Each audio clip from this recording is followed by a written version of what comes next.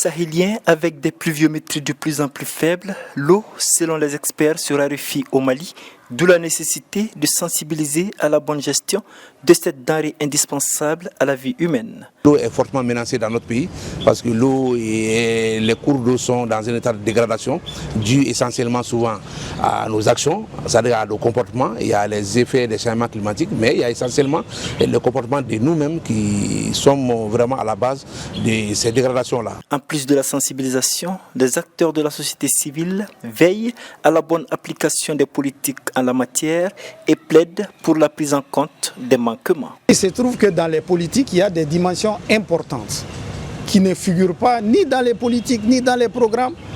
Nous faisons aussi le plaidoyer pour que ces dimensions puissent être prises en compte, notamment les personnes vulnérables. Vous constatez que souvent, une personne handicapée, si je prends cet exemple-là, son accès aux sources d'eau, c'est très compliqué.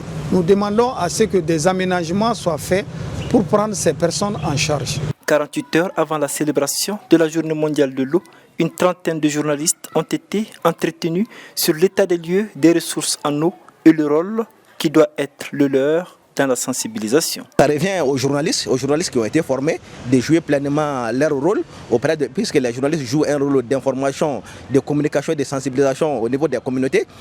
Il s'agit maintenant à la presse de donner la bonne information à cette couche pour qu'elle puisse pleinement jouer son rôle.